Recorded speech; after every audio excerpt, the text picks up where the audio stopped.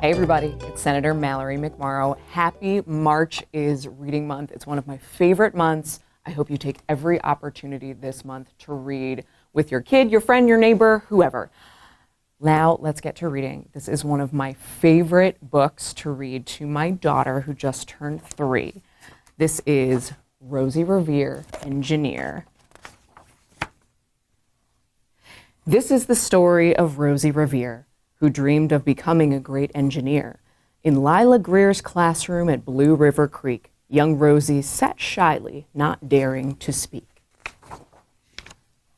But when no one saw her, she peeked in the trash for treasures to add to her engineer's stash. And late at night, Rosie rolled up her sleeves and built in her hideaway under the eaves. Alone in her attic, the moon high above, dear Rosie made gadgets and gizmos she loved. And when she grew sleepy, she hid her machines far under the bed where they'd never be seen. When Rosie was young, she had not been so shy. She worked with her hair swooping over one eye and made fine inventions for uncles and aunts, a hot dog dispenser and helium pants. The uncle she loved most was Zookeeper Fred. She made him a hat to keep snakes off his head, from parts of a fan and some cheddar cheese spray, which everyone knows keeps the pythons away. And when it was finished, young Rosie was proud, but Fred slapped his knees and he chuckled out loud. He laughed till he wheezed and his eyes filled with tears, all to the horror of Rosie Revere, who stood there embarrassed, perplexed, and dismayed. She looked at the cheese hat and then looked away. "I love it," Fred hooted. "Oh, truly I do." But Rosie Revere knew that could not be true. She stuck the cheese hat on the back of her shelf, and after that day, kept her dreams to herself. And that's how it went, until one autumn day, her oldest relation showed up for a stay.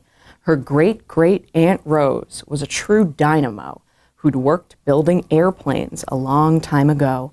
She told Rosie tales of the things she had done and goals she had checked off her list one by one. She gave a sad smile as she looked to the sky. "The only thrill left on my list is to fly. But time never lingers as long as it seems. I'll chalk that one up to an old lady's dreams." That night, as Rosie lay wide-eyed in bed, a daring idea crept into her head. Could she build a gizmo to help her aunt fly? She looked at the cheese hat and said, "No, not I."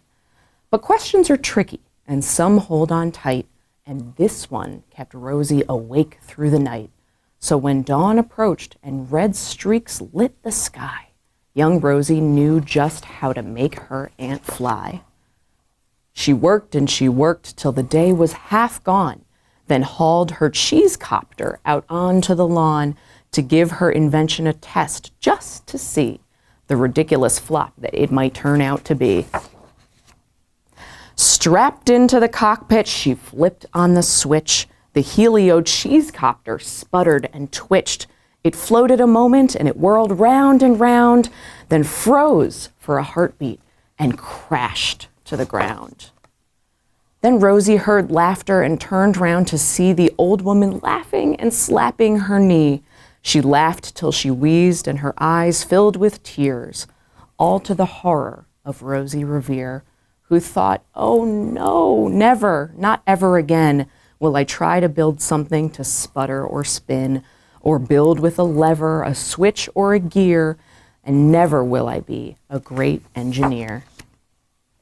She turned round to leave, but then great-great-aunt Rose grabbed hold of young Rosie and pulled her in close. "You did it! Hooray! It's the perfect first try. This great flop is over. It's time for the next." Young Rosie was baffled, embarrassed, perplexed.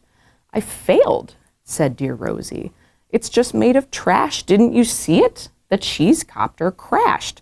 "Yes," said her great aunt, "it crashed. That is true.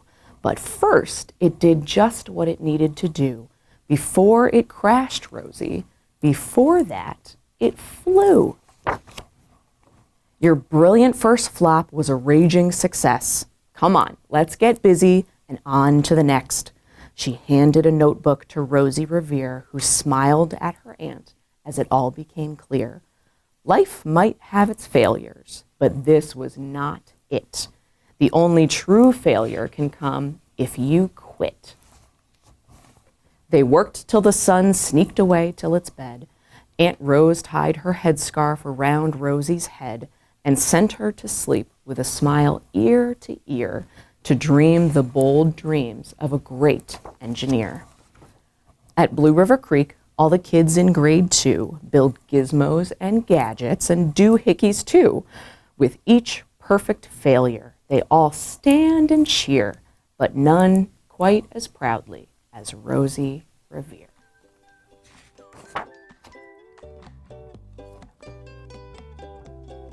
I hope you enjoyed that. Go grab your favorite books, check some new ones out of the library, and happy March's reading.